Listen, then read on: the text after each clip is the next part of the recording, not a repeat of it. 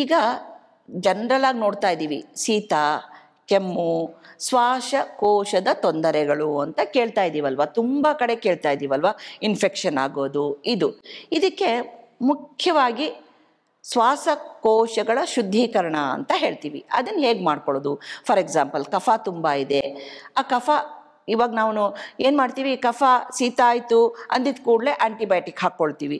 ಅವಾಗ ಏನಾಗುತ್ತೆ, ಸೋರುವ ಮೂಗು ಅಂತ ಹೇಳ್ತೀವಿ. ಶೀತ ಸೋರೋದು ಗಟ್ಟಿಯಾದಾಗ ಏನಾಗುತ್ತೆ, ಅದು ಕಫ ಗಟ್ಟಿಯಾಗಿ ಸೈನಸ್ ಆಗುವ ಸಾಧ್ಯತೆ ಇರುತ್ತೆ. ಇದರಿಂದ ಹೊರಗೆ ಹೆಂಗೆ ಬರೋದು?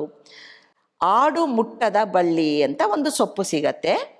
ಆಡು ಮುಟ್ಟದ ಬಳ್ಳಿ, ಆ 3 ಎಲೆ ದಳ ತಗೊಂಡ್ಬಿಟ್ಟು ಅದಕ್ಕೆ 3 ಮೆಣಸಿನ ಕಾಳನ್ನು ತಗೊಂಡು 3 ಎಸಳು ಬೆಳ್ಳುಳ್ಳಿಯನ್ನು ತಗೊಂಡು 3ಅನ್ನು 1-2 ಚಮಚ ನೀರಿನ ಜೊತೆ ಚೆನ್ನಾಗಿ ಕುಟ್ಕೊಳ್ಳೋದು. ಕೈಯಲ್ಲೇ ಕುಟ್ಬಿಟ್ಟು ಅದರ ರಸವನ್ನು ಹಿಂಡ್ಕೊಂಡು ಆ ರಸವನ್ನು ಬೆಳಿಗ್ಗೆ ಖಾಲಿ ಹೊಟ್ಟೆಯಲ್ಲಿ ಸೇವನೆ ಮಾಡಿದ ನಂತರ ಮಧುಮೇಹ ಕಾಯಿಲೆ ಇಲ್ಲದವರು ಜೇನುತುಪ್ಪವನ್ನು ತಿನ್ನುವಂಥದ್ದು, ಮಧುಮೇಹ ಕಾಯಿಲೆ ಇದ್ದವರು ಬಿಸಿ ನೀರನ್ನು ಕುಡಿಯುವಂಥದ್ದು.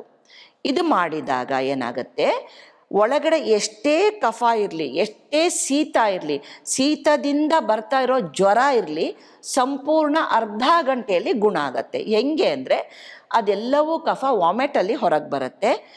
ಕಫ ಏನಾದರೂ ಗಟ್ಟಿಯಾಗಿದ್ದಲ್ಲಿ ಒಂದೇ ದಿನಕ್ಕೆ ಬರಲ್ಲ, 3 ಸರ್ತಿ ಈ ಪ್ರಯೋಗಗಳನ್ನು ಮಾಡ್ಕೊಳ್ಬೇಕಾಗತ್ತೆ.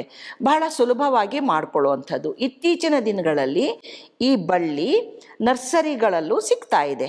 ಹಾಗಾಗಿ ಆಡು ಮುಟ್ಟದ ಬಳ್ಳಿ ಅಂತ ಹೇಳಿ ತಗೊಳ್ಬಹುದು. ಇದು ಒಂದು. ಎರಡನೇದು, ಯಾವುದೇ ಕಾರಣಕ್ಕೂ ಗೂಗಲ್ ಸರ್ಚ್ ಮಾಡಿ ಎಲೆಯ ಚಿತ್ರವನ್ನು ನೋಡಿ ಖಂಡಿತ ಪ್ರಯೋಗ ಮಾಡ್ಕೊಳ್ಬೇಡಿ. ಯಾಕೆಂದರೆ ಯಾವುದೇ ಮೂಲಿಕೆಗಳು 2 ಥರ ಇರುತ್ತೆ. ಒಂದು ಔಷಧನೀಯ ಮೂಲಿಕೆ, ಇನ್ನೊಂದು ವಿಷಯುಕ್ತ ಮೂಲಿಕೆ. ನೋಡೋಕ್ಕೆ ಒಂದೇ ಥರ ಇರುತ್ತೆ. ಹಾಗಾಗಿ ಸ್ಥೂಲ ಪರಿಚಯ ಮಾಡಿಕೊಂಡು ಇದನ್ನು ಸೇವನೆ ಮಾಡುವಂಥದ್ದು. ಇದರಿಂದ ಏನಾಗುತ್ತೆ, ಯಾವುದೇ ರೀತಿಯಾದಂತಹ ಕಫದ ತೊಂದರೆ ಒಂದು 1 or 2 ಡೇಸಲ್ಲಿ ಕ್ಲಿಯರ್ ಆಗಿ ಹೋಗುತ್ತೆ. ಇದು ಒಂದು ವಿಚಾರ.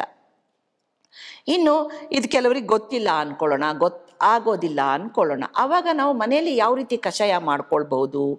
ಈಗ ಎಸ್ಪೆಷಲಿ ನಮಗೆ ಕೆಮ್ಮು, ಶ್ವಾಸಕೋಶದ ತೊಂದರೆಗಳು ಇದ್ದಾಗ ಅಂತ ಅಂದರೆ, ನೇರಳೆಯ ಗಿಡದ ಚಕ್ಕೆ ತಗೊಳ್ಳೋದು. ನೇರಳೆ ಗಿಡದ ಚಕ್ಕೆ ಜೊತೆ ಸೀಬೆ ಹಣ್ಣಿನ ಗಿಡದ ಚಕ್ಕೆಯನ್ನು ತಗೊಳ್ಳೋದು. ಇದು ಗ್ರಂಥಿಕೆ ಅಂಗಡಿಯಲ್ಲೂ ಸಿಗುತ್ತೆ. ಮನೆ ಹತ್ರ ಗಿಡ ಇದ್ದರೆ ನೀವು ಅದರಿಂದ ಚಕ್ಕೆಯನ್ನು, ತೊಗಟೆ ಅಂತೀವಿ, ಇದನ್ನು ತಕ್ಕೊಳ್ಳೋದು. ಇದ್ರ ಜೊತೆಗೆ ಈರುಳ್ಳಿ, ಹಸಿ ಶುಂಠಿ, ಬೆಳ್ಳುಳ್ಳಿ, ಮೆಣಸು, ಇದಿಷ್ಟನ್ನು ಹಾಕ್ಬಿಟ್ಟು ಜಜ್ಜಿ ಹಾಕೋದು. ಸಣ್ಣ ಪ್ರಮಾಣದಲ್ಲಿ ಹಾಕಬೇಕು. ಒಂದೇ ದಿನಕ್ಕೆ ಗುಣ ಆಗಲಿ ಅಂತ ಯಾವುದೇ ಪ್ರಮಾಣಗಳನ್ನು, ಅಂದರೆ ಅಳತೆಯನ್ನು ಜಾಸ್ತಿ ಮಾಡಬೇಡಿ. 1 ಲೋಟ ಕಷಾಯ ಮಾಡ್ತೀವಿ ಅಂದರೆ 4ರಿಂದ 5 ಮೆಣಸಿನ ಕಾಳನ್ನು ಹಾಕುವಂಥದ್ದು, 1 ಅಥವಾ 2 ಬೆಳ್ಳುಳ್ಳಿ ಎಸಳನ್ನು ಹಾಕುವಂಥದ್ದು, ಒಂದು ಚಿಕ್ಕ ತುಂಡು ಶುಂಠಿ, ಅಂದರೆ ತುಂಬ ಸಣ್ಣ ಸ್ಲೈಸನ್ನು ಮಾಡಿಕೊಂಡು ಒಂದು ಸಣ್ಣ ಸ್ಲೈಸಿನ ಶುಂಠಿಯನ್ನು ಕುಟ್ಟಿ ಹಾಕ್ಕೊಳ್ಳುವಂಥದ್ದು.